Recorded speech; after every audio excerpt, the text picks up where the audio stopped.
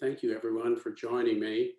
The plan is to have about 30 minutes, but I'll try to keep it to whatever, because for many of you, this may be your business lunch hour, and then follow up with Q&A.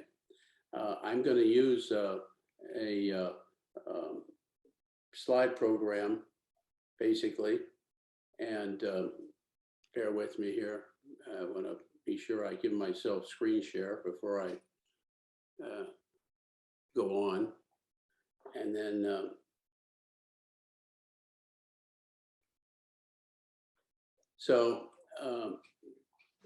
I covered quite a broad range of subjects in the book, and these are some of the images that are in the book, and might give you a little intrigue as to why these images were chosen, but there are many more. The book is in color because it has to be to get the message across. And so this is kind of a book launch and contact information at the bottom. But it was done by Crossroad Publishing, a pretty reputable publisher internationally. The parent company is actually out of Germany, Herder and Herder, published a lot of theological works. And it really gives there are issues basically that everybody kind of has.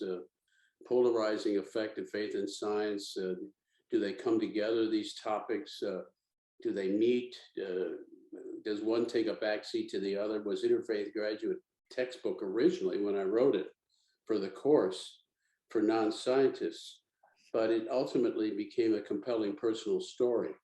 So it really was written as a textbook, but then I was encouraged to weave my story into it because my own journey, my own spiritual journey actually brought me back to my faith through science. And you don't hear that said too often. Very quickly, I'll give you kind of a run through of some of the chapters because it was a memoir style sharing. I started with my own personal story, and then dealt with principles and revelations, because I don't believe starting any study without having some sort of principles to start with. This happens to be a Mandelbrot fractal for mathematics of chaos. Then physics to creation, basically exploring the universe, and chemistry to life. Got to the molecular level, and my doctorate's in physical chemistry, so this started to get more into my field. And then biology to consciousness, which is the frontier of research, and then psychology to mysticism. And my story does culminate in mysticism and my own personal mystical experience. And then how this ultimately can't be just a journey of meditation, but it also has to be a journey of action. And so my story is really pretty strange. It started with a clerical betrayal that ultimately led to my sinful life and not caring about religion. And not saying that I didn't believe in God. I still believed in God, but I basically walked away from religion. And the science brought me back to my faith. And that's really the journey. And then that a mystical union took place, which ultimately led me to being a lecturer at the Pontifical University in Rome and becoming a Catholic deacon. And then struggles with illness, etc., also led to to my ordination. And so I was getting to be a little bit frustrated with my prayer life, and was delighted that St. Augustine was correct about what miracles are, because I was seeking miracles all the time. Okay, and this is a book that needs to be savored slowly, because it is pretty dense, even though I believe understandable, but it's not like reading a fiction work. It does take a little bit of thought to go through it. And the reason I mentioned St. Augustine of Hippo is he said, miracles are not contrary to nature, but only contrary to what we know about nature. Now, this is pretty powerful if you stop to think about it, because most people, including myself, thought that miracles were an exception to the laws of nature. Well, actually, I agreed with St. Augustine, and which is why I depended on my science to lead me to God. And it was reinforced by Einstein, who said there are only two ways to live your life, as though nothing is a miracle or as though everything is a miracle. Now, why is that important? Well, think about, think about how we treat God. He creates, or she creates, and then that gets into the imagery too, by the way, this whole world we're in and the universe, that's the miracle.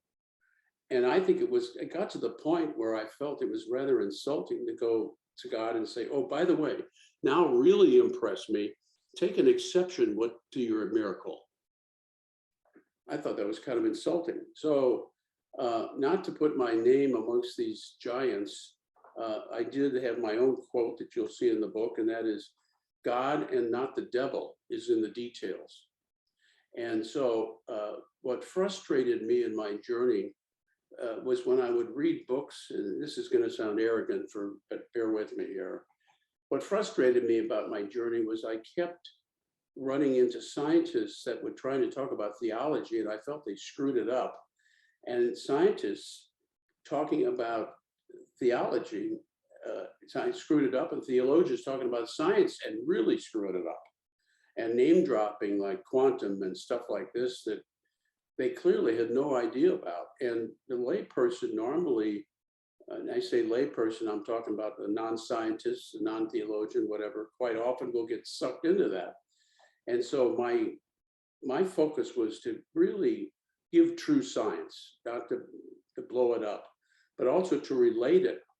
And so the book is really an invitation to join me in my 23-year return to my faith by discovering the real miracle, and that's God's immense love in creation itself. And I would say that the main message that I got from my own journey and I put in the book is the incredibly inconceivable extent of God's love for us. It's beyond our wildest imagination. And that's what I came to from my science and ultimately mysticism. Now, the book has a fair number of very reputable reviewers. Now, you may say, well, why would I get so many reviewers? Well, the struggle that I was in was that first I was concerned that theologians weren't treating science right and science wasn't treating theologians right.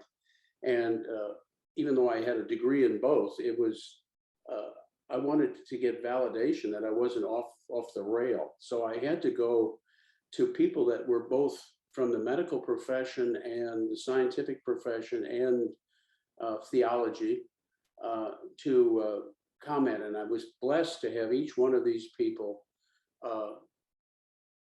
write a review, which is all the reviews are at the front of the book. And so you'll be able to see those. If you go on Amazon, you can see a look inside of the book and you'll see these reviews. So it gives you an idea, okay? And what was amazing is, and I didn't know this as a first-time author, but what was amazing is I was told by my wonderful editor, Jan Masterson, that each one of these people got something different out of the book.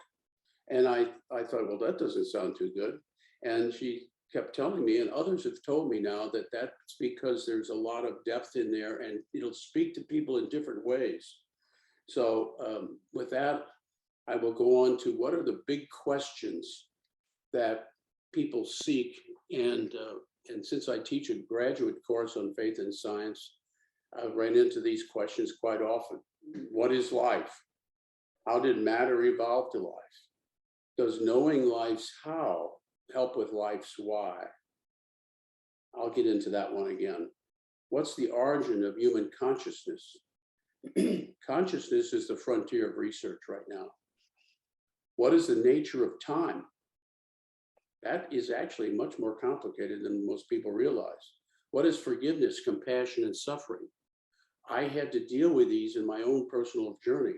So throughout the book, the science is mixed with my discoveries of how I could forgive, how I could have compassion from a scientific standpoint. What is morality? What is free will and conscience? Is evolutionary theory scripturally valid? Do physics and mysticism reinforce each other? And I would say that last one intrigued me quite a bit. So I discovered God. I should perhaps say in more depth or whatever, but I discovered God in the Physics to Creation chapter, through the Big Bang and the stars and coming to the singularity. Profound lessons to be learned that you don't see too often. I didn't see them very often. When I found the books that I would use as a textbook for the graduate course, I found that they were very siloed and deep, so people couldn't understand them. And what I was doing was inviting guest speakers in, because I didn't claim to be an expert at all the subjects. And so I learned a lot to be able to, from them, to be able to go through the various stages of the book. The chemistry to life stage in the God particle in DNA. Ironically, the God particle got its name euphemistically. It was meant more as a joke by scientists, and not euphemistically, but the secular press picked it up and talked as if scientists really believed that there was a particle that was God. So this shows how the science can get so misrepresented by the popular press. Biology to consciousness, which really leads into a very interesting subject of where's the free will and conscience. And I've attended conferences all around the world on this, and it's very intriguing. Psychology to mysticism. This got me involved in contemplation and ecstasy. Contemplation, a particular type of prayer, and out-of-body experience, ecstasy. And then the conclusion is definitely contemplation to action is necessary. In other words, quite often people get caught up in meditation and forget that you also have to have action. You can't just have one without the other. And that led to co-founding a group called Contemplative Network, which I will get into later. And basically discovering overall that faith and science were asymptotically converging. Now that's a fancy word, but I refuse to give it up because it captures it. The term asymptotic is usually applied to mathematics, where there is a infinite approaching, but never touching. And I'll tell you, and so the asymptotic convergence is that, it's asymptotic, it never touches. Here's some of the discussions about it. Science can purify religion from error and superstition. Religion can purify science from false absolutes. John Paul II. Science without religion is lame. Religion without science is blind. Albert Einstein. So I lived during a period of my life when there was an explosion in science. And as a young person, I was starting to read this. It was coming. And I realized toward the end of my life that I was in a wonderful position to be able to kind of go through this. I did recognize that I had to avoid the extremes. And here are the extremes. One of them is fundamentalism. And that's that strict maintenance of ancient or literal doctrines or texts, any religion or any ideology. And every religion has this. And it can lead down a false path. But it's not just the extreme of religion, but there's also an analogous stream in science called scientism, where there's an excessive belief in the power of scientific knowledge and techniques. And I actually get into that in terms of the period of the God is dead period, where people thought that if you couldn't measure something, then it didn't exist. Well, quantum theory ended that. So I've avoided these extremes. And each one of these deals with a different issue. The issue of what question is each trying to answer? Well, faith tries to answer the question why. Science tries to answer the question how. And that's part of why this is asymptotic. They will never converge completely because they're being asked to answer different questions. They have different languages. Faith has silence, and I'll get into that. Science has math. The scope of it is rather interesting. What is the coverage? Well, faith is God. And for those that don't believe in God, in a sense, it's also God in not believing. And I get into the logic of those two approaches. And science is the universe plus. And I say plus because there may be other universes. So the scope is different. And the history is rather interesting. Faith has been going on for millennia, way before science got much knowledge. Science is centuries. So having said that, I'll give you one little tidbit. This is just a teaser, okay? You may have heard the anthropic principle. Well, at the singularity of the Big Bang, there are 4 forces, known forces. And the unified theory of Einstein did an equation to explain these. You've heard of different equations to try to capture unified theory. And it used to be membrane, it used to be string theory, then membrane, and now it's even something even deeper. But the conclusion was that time was one of the variables. And so what happened? Well, this is what was discovered. The 4 forces of nature were so extremely fine-tuned at the Big Bang that the likelihood of the emergence of a single cell in the universe is like a tornado sweeping through a junkyard and assembling a Boeing 747 from the materials therein. Think about that. The probability mathematically is actually 10 to the 10th to the 123rd. Now, those are decimal point movements. It's incomprehensible that one probability of having protons, atoms, and stars is that small. Universe and consciousness is really interesting to scientists today. Here's a quote. Consciousness is the phenomenon where the universe's very existence is made known. One can argue that a universe governed by laws that do not allow consciousness is no universe at all. Now, doesn't that sound weird? What do you mean? In other words, if we're not aware of it, it doesn't exist, or what? The person that said that is Sir Roger Penrose. He was the one that helped Stephen Hawking with his math at Cambridge. I had the opportunity of meeting him when I gave a presentation in Switzerland 2 years ago. And brilliant, brilliant guy. He showed through math in one of his early works that I read that he couldn't replace the brain, human brain, with a computer. And he did it mathematically. Really smart guy.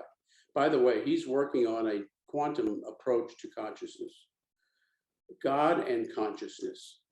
Another quote, both religion and science require a belief in God. For believers, God is a beginning, and for physicists, he is at the end of all considerations. To the former, he is the foundation, to the latter, the crown of the edifice of every generalized worldview. I regard consciousness as fundamental. I regard matter as derivative from consciousness. Whoa. We cannot get behind consciousness. Everything we talk about, everything that we regard as existing postulates consciousness. That is mind-blowing. Who was this nut that said this? Max Planck, the Nobel Prize winner for quantum theory. So these statements sound like they were presented by some lunatic, and this is not lunacy. Mystical experience. The most beautiful emotion we can experience is the mystical. Well, who was this? Some sort of religious fanatic? Well, I had a mystical experience. I'd like to not think of myself that way, but I'm going, who wrote this? Albert Einstein. So he knew he had some sort of a mystical experience. It's pretty clear. Involutionary love, if you've ever heard of it, is we are not human beings having a spiritual experience. We are spiritual beings having a human experience. If you believe in an afterlife, that's rather interesting. The universe, as we know it, is a joint product of the observer and the observed. What? Love alone is capable of uniting living beings in such a way as to complete and fulfill them, for it alone takes them and joins them by what is deepest in themselves. Wow. The most satisfying thing in life is to have been able to give a large part of oneself to others. Now, this guy, I don't know, sounds like a, what do you think this dude said this? So this guy sounds like a religious guy, also a scientist, but a little weird thoughts here, huh? Well, I don't know. Teilhard de Chardin, he wrote The Phenomenon of Man that I read when I was about 17 years old, or young, actually. And he was a paleontologist and a Jesuit Catholic priest. He was way ahead of his time, and also condemned by the Catholic Church initially. So when I read him and I was young, it was more out of rebelliousness, but now he's acknowledged very much so by the church. So religion and science have been fighting each other for some time, but this book does not go back on the history of it. I'm not there to try to re-examine, relitigate the stuff between Galileo and all that. I'm not interested. So because of all these conferences I was going to, I started to realize that there was no cross-fertilization between conferences. I would attend one conference and I was the only person in this other conference. And I saw a need for an organization to bridge the gap. Now, what was the gap? Well, there's two sets of research. One set says that if you have a belief in God, you practice your faith and you go to church services once a week and you regularly pray, you will heal. There's healing takes place. And there's medical studies to show this. There's also some very valid Buddhist studies on Tibetan Buddhist monks that practice non-theistic meditation and shows there's healing. These are not talking to each other. So we set up this organization called Contemplative Network. And if you go to the webpage, contemplative.net, you can subscribe to the newsletter that's very informative. And because it's an interfaith organization, we have a very strong interfaith board. The current president of the Institute for Spirituality and Health, John Graham, is on the board. And he's an MD and doctorate in ministry, and he's working on his third MD.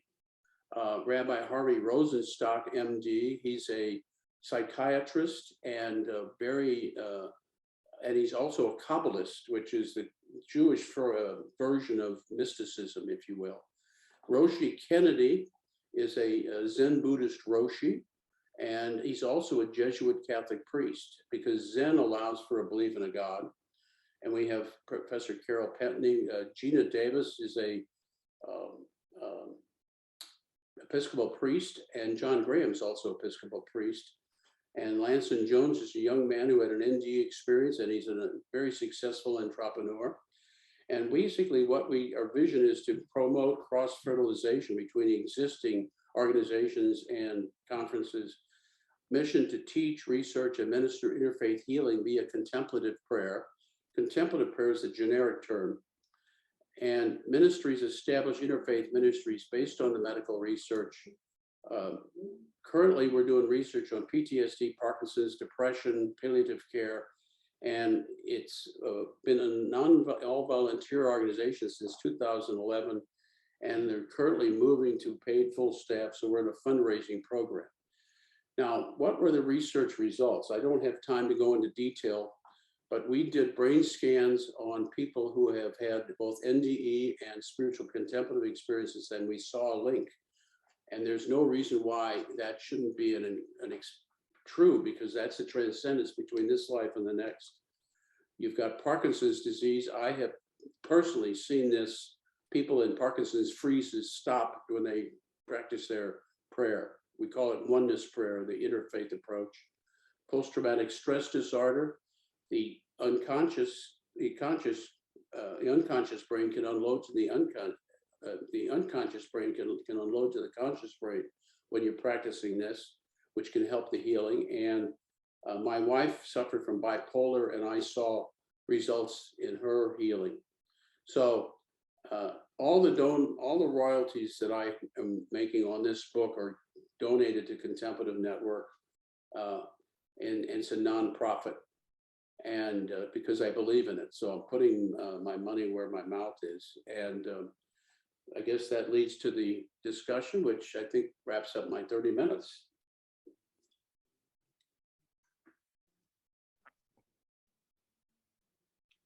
Thanks, Bob.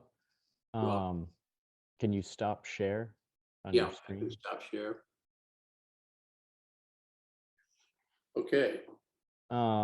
So we already have a hand raised, but I did budget some initial time greedily for myself to ask a couple probing questions.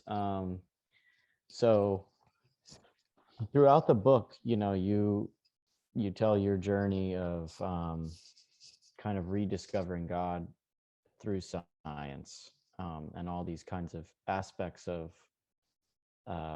all these scientific principles that point to principles of how God is.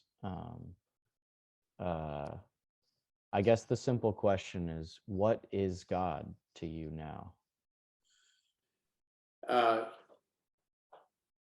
This ends up in the mystical part of the book that I think you might not have gotten to. But the journey I went on was constantly changing my images of God, because I had to constantly change them. And human beings, we are naturally inclined to create images because it helps us think of things, okay? Ultimately, it's the unknowable. It's the imageless. It's the no thing. That's the mystical journey. And I can't even say it is. That's not even accurate. Mm-hmm.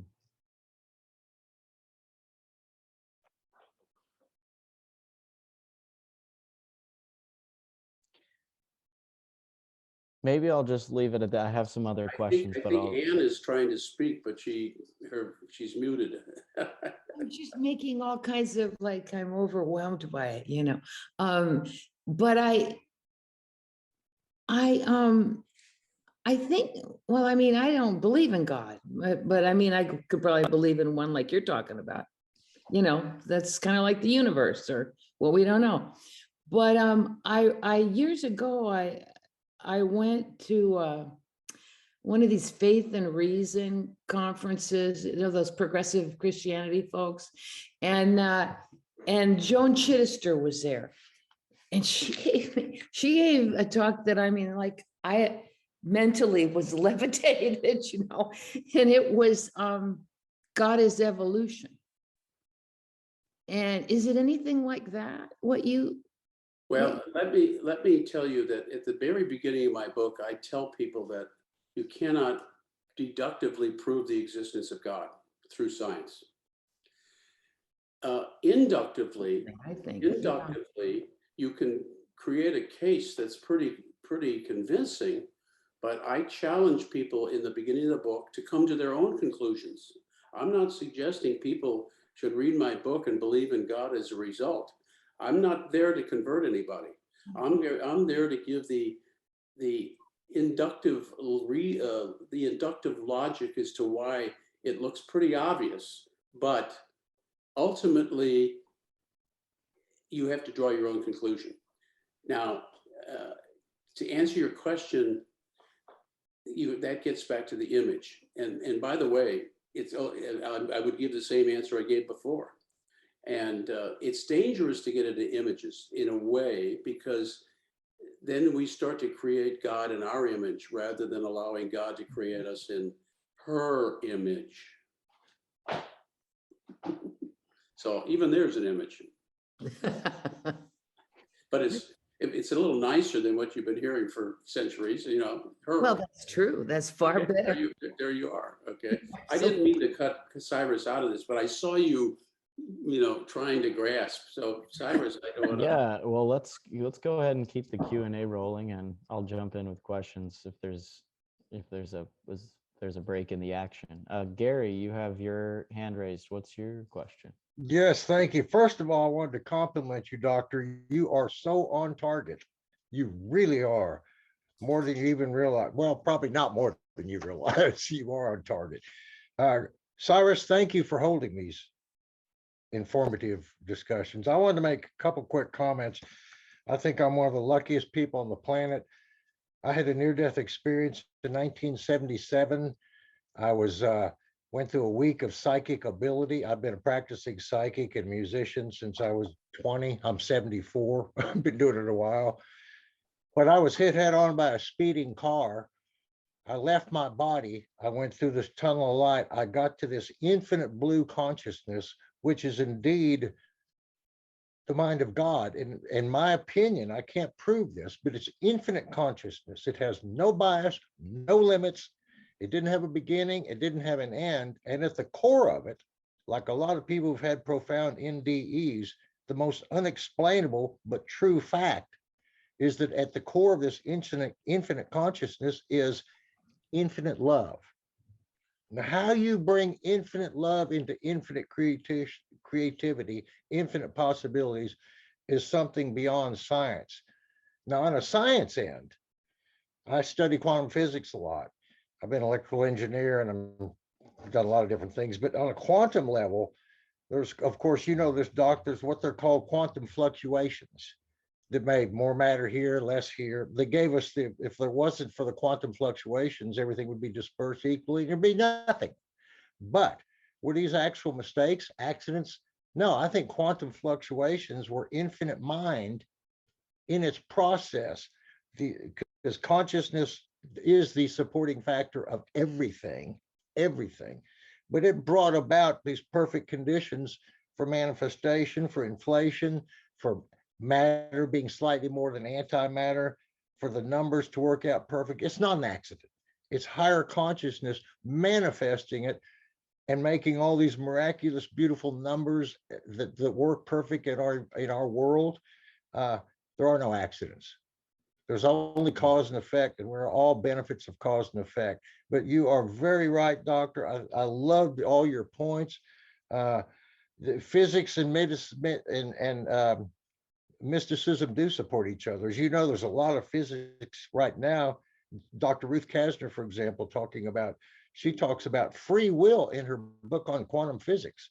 Well, So Gary, thank you very much. And if you would buy the book and definitely write a review for Amazon. That's what my publisher tells people to do.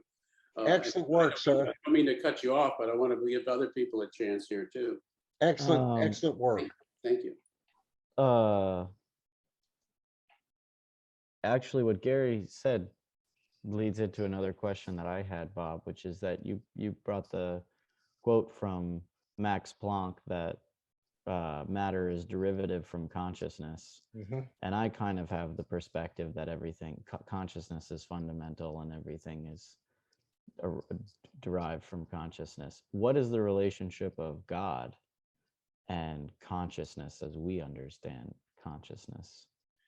Well, what's interesting when I attend these conferences is the majority of the people actually believe in God, even amongst mostly amongst scientists that deal with human beings, like medical scientists. Okay, the ones that are in the lab by themselves the percentage is a little lower, but the point is that they are starting to use terms that really are their images of God without actually saying the word God. Mm-hmm.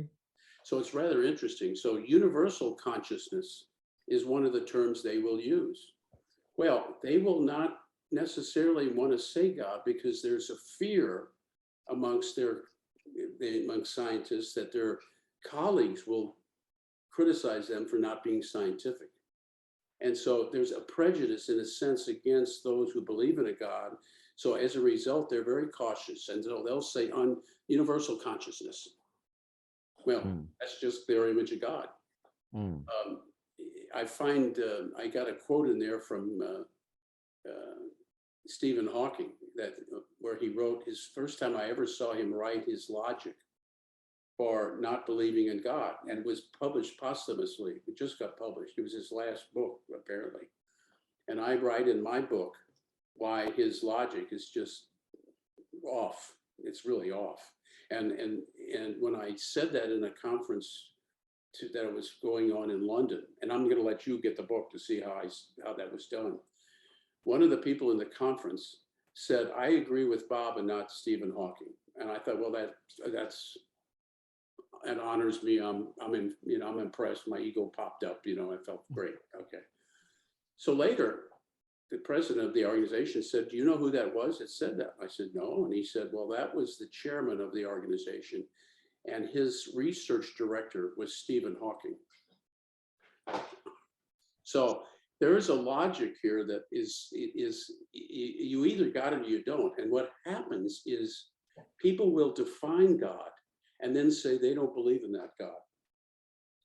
Well, it turns out that Stephen Hawking's definition of God is a God I don't believe in either. So I believe there are fewer atheists than we realize, because what they do is they define God and then they say they don't believe in God. Can you say a little bit more about what is Stephen Hawking's definition of God? Like, what You God want is me to he? give away the tease for the book? There's more stuff in the book than this. Okay, I'll share, but you got to promise me no more teases here. There's a lot of stuff in this book. Okay? Stephen Hawking said, "At the singularity, there was no space or time, so God had no time to create the universe." And I said in the conference, I said, that would be like saying that the inventor of the Volkswagen had to be sitting inside the Volkswagen before he created it. Ridiculous. I mean, it's ridiculous. We're trapped in the dimensions of space and time in our universe. Leah, you've got a question. Go ahead. Thank you. And thank you, Dr. Hesse, for being with us today. This is wonderful. When you spoke about the God particle, it reminded me that when this science first came out, I felt very validated, because in my mind and heart, I always assumed that I could affect outcomes in my own cellular biology. And we read about things like this in other books, the placebo effect and otherwise. But I wonder if you would share with us a little bit about what the science says about this God particle and our ability to affect, or what does the God particle imply? Well, to start with, it's amazing how many people I run into that believe that the universe is infinite and the subatomic is infinite. But the truth is, neither scientists or theologians say that they believe that it's finite in both directions. Okay, so theologians will say, well, God is infinite, but whatever that means, we don't know God. I'd like to meet him, but I only get little tints and tastes. Okay, so so basically, knowing that it's finite in both directions, the scientists decided, well, there must be a fundamental particle, and it's called the boson. And Higgs, scientist Higgs, predicted it. And while I was teaching the graduate course on faith and science, it was discovered on the Hadron accelerator in Switzerland. So they discovered it. And so because they think that that's the elementary, the most fundamental particle, the boson, doesn't mean that it is, but their theory is it is. And so they euphemistically said that's the God particle. And of course, the secular press picks it up and says, oh, they think this particle's God. And well, geez, please. So it is kind of humorous. You got to have, scientists have a wonderful sense of humor. You're going to see the humor in my book about how scientists talk outside the view of theologians and the secular press. I don't know if I answered your question, but whatever. Very interesting. Thank you so much. I look forward to reading the book. Thank you.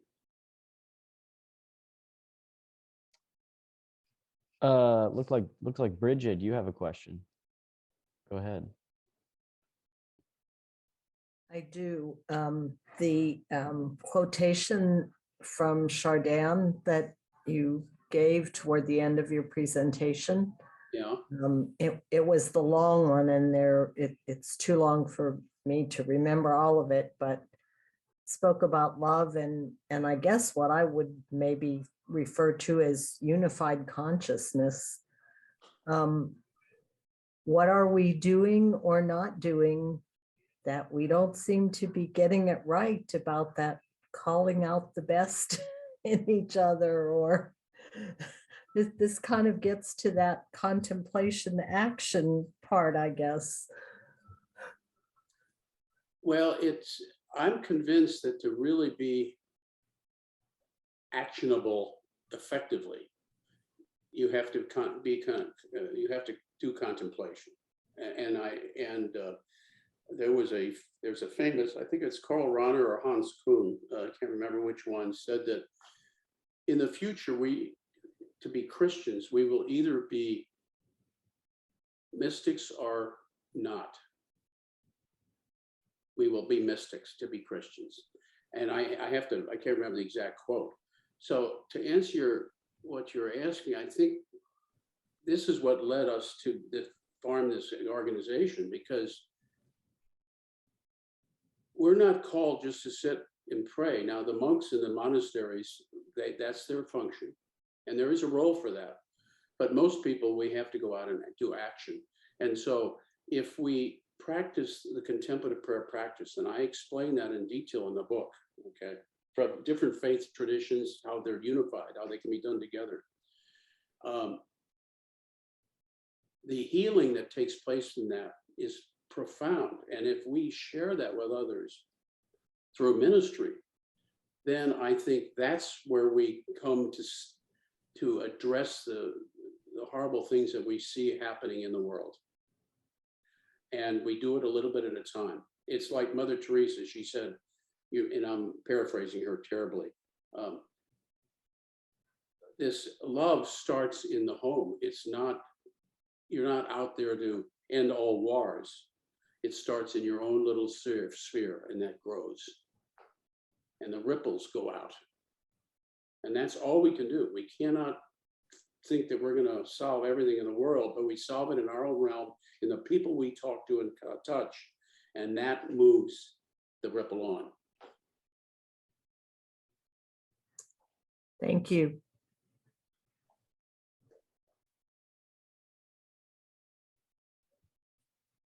I guess it's my turn again. Unless, wait, it looked like Anne, you were maybe going to jump in.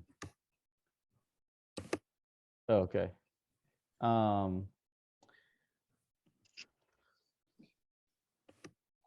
My question is, in this kind of polarization between faith and science, and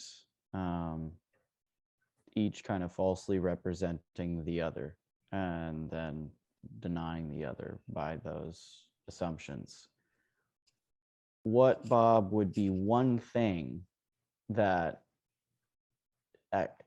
from each side, one thing that people of faith need to let go of, and one thing, like one assumption they need to let go of, and what one thing they could embrace? So one thing to let go of and one thing to embrace, both from the perspective of faith and from the perspective of science. Like one thing scientists maybe need to let go of, or scientists need to let go of, and one thing they could embrace. Well, I think the people of faith have to let go of this attitude that they're going to control others. And ultimately, we have to embrace love of others without conditions and without any attempt to try to be converting people. I think that's where a religion gets into trouble. And there are fringe elements in all religions where there's this judgmentalism that we've got to get away from, because that's not what Jesus taught. And in the fundamental aspects of most faiths, that exists. Okay, so it's basically oversimplification, but it's love, and showing love to somebody regardless of whether they agree with you politically, religiously, whatever. Just show love and kindness, and ultimately, people are converted to love, not to your faith. So when people come to me and talk about mysticism and contemplation, etc., I encourage them to go back to their original faith. A Buddhist woman approached me, and I said, you need to go back to your Buddhist tradition and re-examine that. And she went back as a result to Malaysia, and she's going to be a Buddhist nun. The scientists there's a misconception amongst some scientists that went on for a while during the early part of the century that if you can't measure it, it doesn't exist. And then quantum theory came along, and they had their head handed to them, because you only have probabilities in quantum. You don't have specific numbers. So they had to eat crow, basically.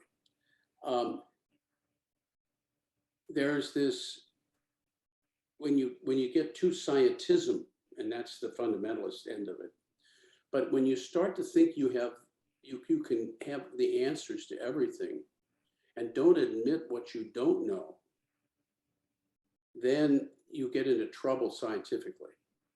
And faith and science have both made that mistake. They thought, for example, that the universe was static, and it's not.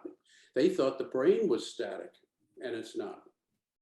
So, and both thought, theology, and some theologians and scientists made the same mistake.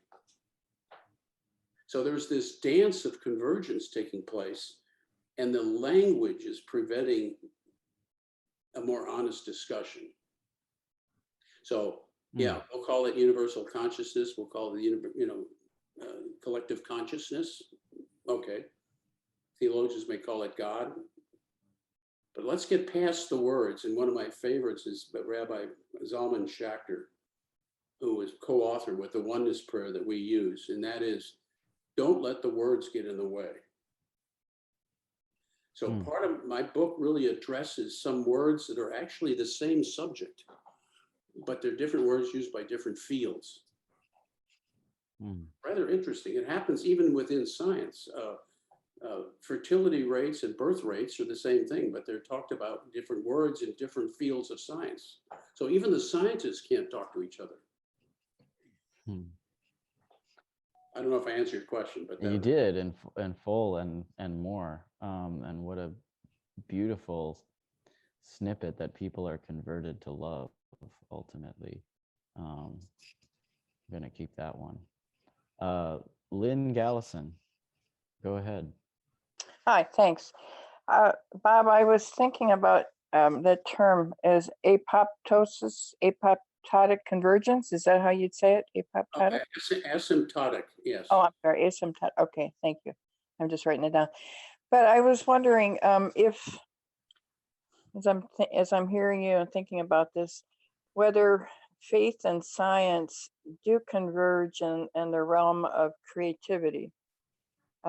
Maybe that's a bridge to both, because you wouldn't have either without imagination or creativity. Imagination meaning not fantasy, but imagination meaning how is the scientific method even set up? Someone had to think about it. Someone had to imagine it. Someone had to put thoughts on paper.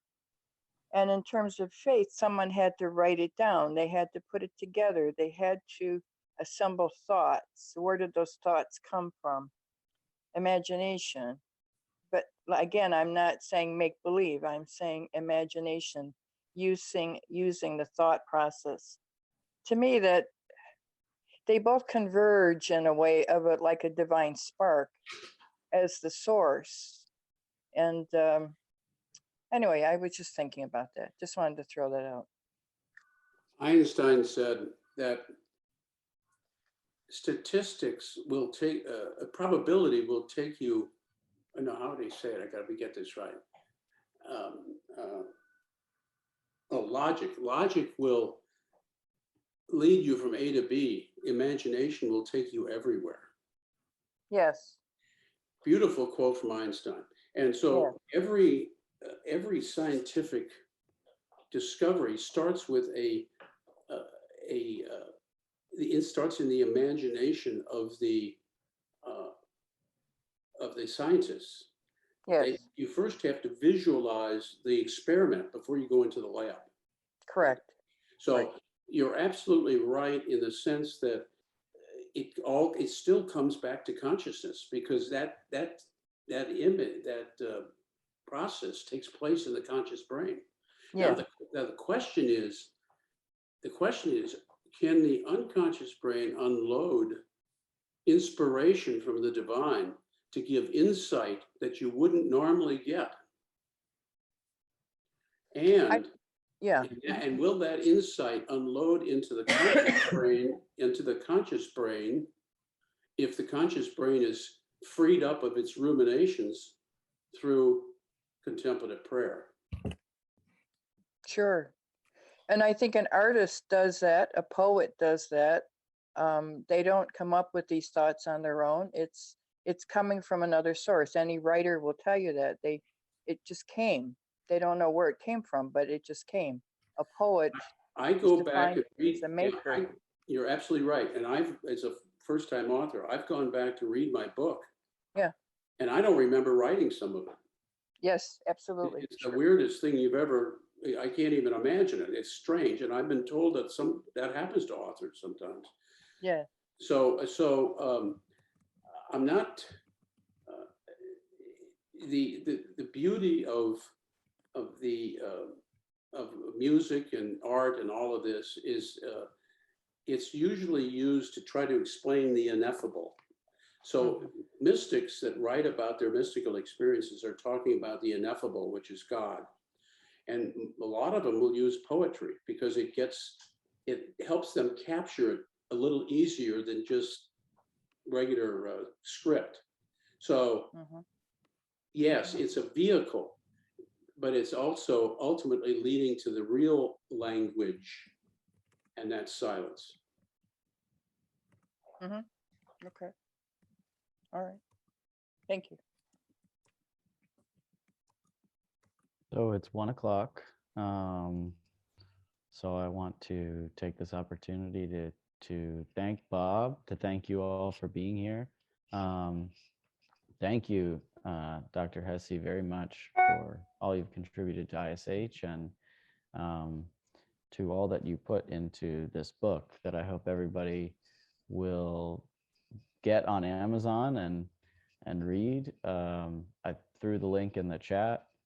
You can get an ebook version or a softcover copy. It's Faith and Science, A Journey into God's Mystical Love. And there's so much that we barely even mentioned or touched on that's in that, especially Bob, your personal journey, which makes the whole topic so much. You just said, a scientist has to imagine their experiment before they go into the lab. You kind of talk not about just the science and the logic, but about your inspiration that drew you to these explorations and discoveries. And so, yeah, highly encourage everyone to pick it up. And Bob, thank you so much again. Thank you.